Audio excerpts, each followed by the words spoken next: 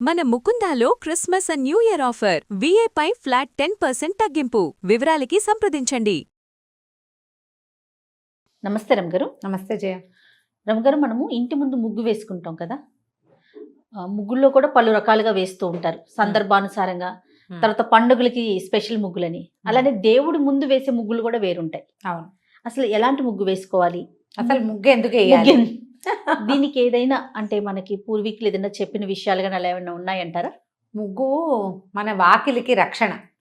వాకిలికి రక్షణ అండి? రక్షణ ఎట్లా? మన వాకిట్లో ఇంచే కదా మన ఇంట్లోకి ఏవైనా ప్రవేశించేది. మనం ఎట్లా వస్తాం ఇంట్లోకి? వాకిట్లో ఇంచే. మన ఇంట్లోకి సూక్ష్మ క్రిములు అవి ఎలా ప్రవేశిస్తాయి? ఏవైనా భూత ప్రేత పిశాచాది గ్రహాలు, ఏదైనా నరదృష్టి గుమ్మం నుంచే వస్తాయి. ముఖద్వారమే మన ఇంటి యొక్క ముఖం కదా. అందుకని తలవాకిలికి చక్కగా కళ్ళాపి పోసి నీళ్లు చల్లి ముగ్గేసేవాళ్ళు. ఈ కళ్ళాపులు కూడా ఎలా చల్లేవాళ్ళు? అదేంటారు, కళ ఎంపీ కళ్ళాపి, లేవో రకరకాల పేరుని మనం కళ్ళాపి చల్లటం అనేది అంటాం.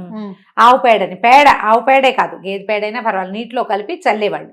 దుమ్ము రేగకుండా ఉండటం మొదటిది. వాకిట్లో ఇంచి మట్టి గుమ్మాలే ఇది వరకు అవే కదా ఉండేవి. ఇప్పుడు మనకి అపార్ట్మెంట్లు పెద్ద పెద్ద గుమ్మాలు, నేలంతా గచ్చులు వచ్చినాయి.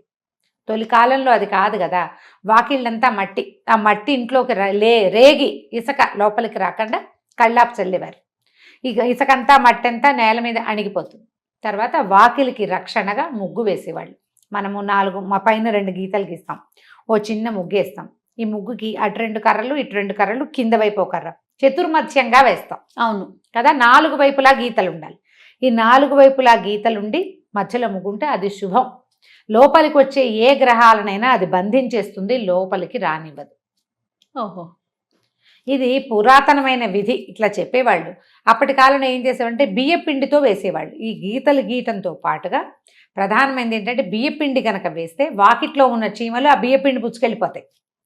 భూతబలి అంటారు దాన్ని. వాటికి ఆహారం ఇస్తాం మనం, ఇంట్లోకి ప్రవేశించవు. బియ్యపిండితో వేస్తే తెల్లగా ముగ్గు రాదు, కొంచెం లైట్ కలర్లో వస్తుంది. క్రమంగా ముగ్గు చెరిగిపోతుంది. చెరిగిపోయాక మనకు ఎట్లా రక్షణ ఉంటుందంటే, మనం ఆ వేసిన ప్రక్రియ ఉంది చూడు, అది మనల్ని రక్షిస్తుంది. ఆ నేల మీద మన చెయ్యి నడుస్తుంది కదా, దాని మీద ఈ గీతలు పడిపోతాయి. అందువల్ల ఇంట్లోకి రావని చెప్తారు. పాత పద్ధతి అయితే ఇది. క్రమంగా ఏం చేసాం, ఈ కళ్ళాపులు అవి తగ్గి, ఈ పేడ కళ్ళాపులు చల్లడం తగ్గి, ఏదో మామూలు నీళ్ళ కళ్ళాపి చల్లుకోవటం. వాకిళ్ళ నిండా గచ్చులు. వాకిట్లో ముగ్గేసిన తెల్లగా కనపడుతుంది, అందంగా కనపడుతుంది. దాంట్లోకి ఫ్యాషన్ ప్రవేశించేసరికి సున్నం ఎక్కువ కలిపేవాళ్ళు. సున్నం వల్ల కూడా, సున్నపు గీతల వల్ల కూడా ఇంట్లోకి చీమలు ప్రవేశించవు. కానీ చీమకి ఆహారం అవదు అది. శత్రువే కదా అది. పాప అవి లోపలికి వెళ్ళలేవు కదా. మనం భూతబలిని పక్కకు పెట్టేశాం. ముగ్గు వాకిట్లో కళగా అందంగా ఉండటం అనే పాయింట్ వచ్చింది. తర్వాత రకరకాల ఫ్యాషన్ల ద్వారా 2 గీతలు గీయాల్సింది పోయి ఇట్లా లావుపాటి గీతేసి 4 గీతలు వచ్చేలాగా చేయటం. ఎవరు రకరకాలు చూస్తాము, తెలుసుకుంటాం. ఈ రంగవల్లుల్లో వీటిలలో చతుర్మధ్యంగా వేయటము, అవి కాకుండా ఫ్యాషన్గా పువ్వు వేయటము, అవి మొదలు పెట్టుకున్నాం. వాకిళ్లలో శుక్రవారాలు పద్మాలు వేయాలి, ఆడపిల్లలే వేయాలి, అలా సిద్ధాంతాలు కూడా ఉంటాయి ఊళ్ళల్లో. తర్వాత ఏమో ఈ మన ధనుర్మాసంలో ఏమో ఒక రకం ముగ్గులు. ధనుర్మాసమే ముగ్గుల రోజులు అవి. అవును, ధనుర్మాసపు ముగ్గులు రాబోయే బలిచక్రవర్తికి ఆహ్వానంగా అన్ని గళ్ళుగా వేస్తాం. ఆ గళ్ళల్లో కూడా ప్రధానమైనది ఏంటంటే, మనకి వ్యాధులు వచ్చే రోజులు ధనుస్సు, మార్గశిర మాసం వ్యాధి రోజు. ఆ నెలంతా కొంచెం అనారోగ్యం, అంటే మరణాలు ఎక్కువగా డిసెంబర్లో సంభవిస్తూ ఉంటాయి చూడు. కాస్త అనారోగ్యంగా ఉన్నవాళ్ళు డిసెంబర్ వెళ్ళాలనుకుంటారు. ఈ గళ్ళ వల్ల ఆ మృత్యువుని కూడా కొంత నిరోధించే శక్తి ఉంటుంది ఆ గళ్ళకి. అందుకని పూర్వకాలం మహర్షులు ఎవరో ఈ ముగ్గు పద్ధతిని, థెరపీని మనకి ప్రవేశపెట్టారు. తులసమ్మ దగ్గర అష్టదళ పద్మం వేసుకుంటాం 8 వచ్చేలాగా. వాకిళ్లలో నక్షత్రాల ముగ్గులు వేస్తారు. దానివల్ల దుష్టగ్రహాలు రావు. ఇంకొక సూచన కూడా ఉండేది ఊళ్ళలో. ఇప్పుడు ఏం ఊళ్ళలో ఎలా పాటిస్తున్నారో తెలీదు. ఇంట్లో ఏదైనా అశుభం జరిగితే ముగ్గేయరు. ఈ సాధులు, సన్యాసులు, అడుక్కునే వాళ్ళు, ముష్టి భిక్షకులు కూడా ఎవరి వాకిట్లో ముగ్గు లేదో ఆ ఇంటికి భిక్షకు వెళ్ళేవారు కదా. ఇంట్లో పితృకార్యం ఉందనుకో, తద్దినం ఉందనుకో, ఆబ్దికాలు చేస్తారు కదా. నెలమాసిక ఎవరైనా మరణిస్తే నెలమాసికాలు పెట్టాలి. అవో 16 ఎన్నో లెక్క ఉంటుంది. అక్కడి నుంచి ఆబ్దికాలు ప్రతి సంవత్సరం పెట్టాలి. వాళ్ళ వాకిట్లో ముగ్గు లేదంటే వాళ్ళ ఇంట్లో ఇది ఉంది, వాళ్ళు ఎవరికి ఏం పెట్టరు. ఆ రోజున పిండ ప్రదానం అయ్యేదాకా పిచ్చిక కూడా ఆహారం పెట్టరు ఆ ఇళ్లలో నుంచి. చీమలకు ఆహారం కూడా ఇవ్వకూడదు. పితృదేవతలు వేచి ఉంటారు ఆ రోజు, అందుకని ముగ్గు వెయ్యరు. ముగ్గు శుభాశుభాలని సూచించడం కంటే ప్రధానమైంది అది మనం చేసే భిక్ష. ఆ పూట కూర తొక్కులు కూడా బయట పారేసేవాళ్ళు కాదు జయ, నాకు గుర్తుంది మా ఇంట్లో అలా చేసేవాళ్ళు. మామూలుగా కూర తరగగానే అవి వాకిట్లో ఉన్న కుడితొట్లో వేసేసి కాస్త నీళ్ళు పోసి బియ్యం కడుగు కూడా పోసేసేవాళ్ళం, ఎప్పటికప్పుడు పోసేసి. ఇప్పుడు కొంచెం తగ్గింది. ఇది వరకు మాకేంటంటే పొద్దుటిపూట గొడ్లు వచ్చి వాకిట్లో ఒక పక్కన నిలబడేవి, ఒక 10-12 ఆవులు గేదెలు వచ్చి పాడి గేదెలన్నిటినీ తెచ్చేవాళ్ళు, కుడితొట్లు ఉండేవి. బియ్యం కడుగు పట్టుకెళ్ళి పోసేసేవాళ్ళం, కూర చెక్కులు పోసేసేవాళ్ళం. కానీ కూర చెక్కులు కానీ బియ్యం కడుగులు కానీ ఆ పూట పితృదేవతలకు ఆహారం ఇవ్వడం అయ్యే వరకు గొడ్లకు కానీ పిట్టలకు కానీ చీమలకు కానీ ఏమి బెటర్, ముష్టి వాళ్ళకి భిక్షకులకి ఎవరికి దానం చేయరు. ఇది అయ్యాక పితృదేవత ఆరాధన పూర్తయిపోయాక అప్పుడు సాయంకాలం ముగ్గేసుకుంటారు. అప్పుడు వచ్చిన వాళ్ళకి ఈ ప్రసాదము పెడతారు, గొడ్లకి పెడతారు అనమాట. ఓకే. ఈ ముగ్గు దానికి గుర్తుగా కూడా సూచనగా కూడా ఉండేది. వాళ్ళు ఆ రోడ్లో ఏదైనా అశుభం జరిగిందంటే ఆ సందులో వాళ్ళ ఇంట్లో ఒకళ్ళ ముగ్గు ఉండేది కాదు, ఇంకా ఆ వైపుకి వెళ్ళకుండా ఇల్లు దాటి వెళ్ళాలనుకో వెళ్ళేవాళ్ళు కాదు పాత రోజుల్లో. ఇప్పుడు క్రమంగా ఏమైందంటే మనకి గచ్చులు వచ్చినాయి.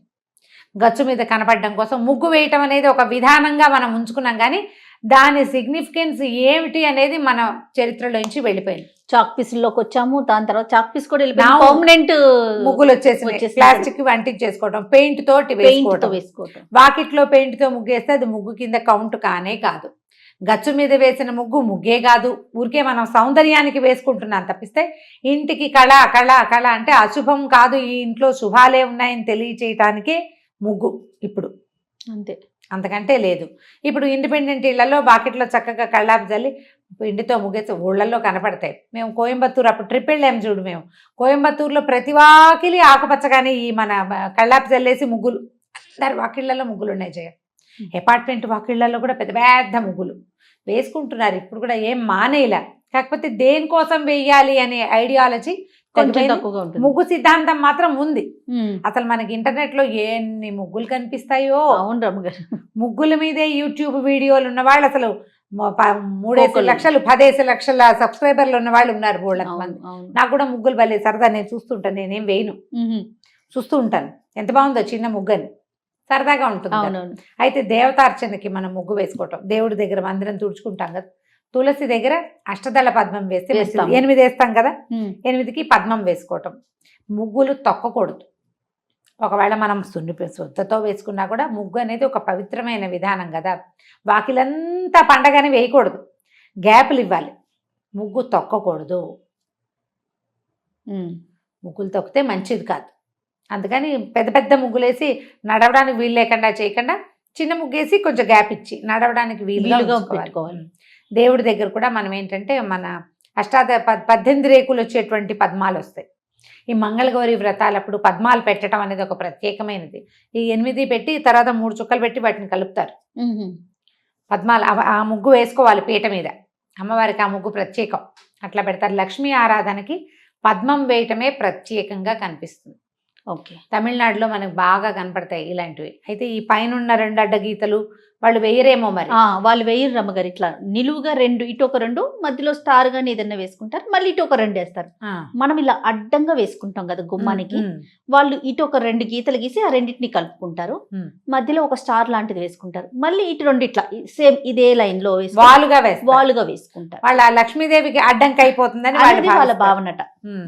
మనకు పైన 2 అడ్డగీతలు తప్పనిసరి, కావాలంటే దాని మీద 2 క్రాస్ గీతలు గీసుకుంటాం, లేదా దానికి ఒక పువ్వో ఏదో వేసుకుంటాం. కానీ అడ్డగీతే మన మెయిన్ పద్ధతి. అవునవును. పూర్వకాలంలో ఏవో జరిగితే ఏర్పడిన ఆచారాలు కూడా అయ్యి ఉండవచ్చు వీటిని, అలా కూడా చెప్తారు. అందుకని ముగ్గు కర్రలు తొక్కకూడదు అలాంటివి చెప్తారు. రకరకాల నమ్మకాలు. అంతే. ప్రధానమైనది ఏంటంటే ఇది పూర్వం నుంచి వస్తున్న సంప్రదాయము. ఏదైనా శుభకార్యం అంటే వాకిట్లో తప్పకుండా ముగ్గు ఉండాలి. అశుభాలప్పుడే ముగ్గులు వేసుకోవాలి. వాకిలు కడిగామనుకో వెంటనే కాస్త ముగ్గు వేసుకోవాలి, అయితే అశుభం. అసలు మనం ఇంట్లో నుంచి బయటికి వెళ్తున్నామంటే మార్నింగ్ ముగ్గు లేకుండా బయటికి వెళ్ళకూడదు. అదొక అలవాటు అయిపోయింది, అనిపించేస్తూ ఉంటుంది. అలవాటు. అపార్ట్మెంట్ లో అయినా వాకిట్లో ఏదో కాస్త ముగ్గైనా వేసుకుంటాం, చిన్న ముగ్గైనా వేస్తాం. చెయ్యండి ముగ్గులు, అంటే ఈ పద్ధతిని కొనసాగించాలి, మానేయద్దు. అవకాశం ఉండి మనకి నేల కూడా ఉంటే చక్కగా పిండితోటి ముగ్గేసుకుంటే బాగుంటుంది. మనం దేవుడి దగ్గర వేసుకునే ముగ్గులు, తులసి దగ్గర వేసేది కనీసం అవకాశం ఉంటే మానేయద్దు. తులసి వాకిట్లోనో పెరట్లోనో ఉంటే అక్కడైనా బియ్య పిండితోటి వేయండి. అందం కోసం కాకుండా తెల్లగా ఉండాలి, ముగ్గు బాగా కనపడాలి, ఫోటో తీయాలి, ఇన్స్టాలో పెట్టాలి లాంటివి భావించద్దు. తులసి వాకిట్లో ఉంది, పెరట్లో ఉంది, మట్టి ఉంది, చీమలు తిరుగుతాయి, అక్కడ బియ్య పిండి చక్క మెత్తటి పిండి పెడితే తెల్లగా ఉంటుంది. ఆ పిండితోటి ముగ్గు వేయండి. ఆ బియ్య పిండి చీమలకి ఆహారం అయితే మనకి చాలా మంచిది. గచ్చ మీద వేస్తే గాలికి ఎగిరిపోతుంది, మనమే తొక్కేస్తాం, ఇంట్లోకి వచ్చేస్తుంది. నేల ఉంటేనే ఈ పద్ధతి. తప్పకుండా అండి. నమస్తే. నమస్తే జయ.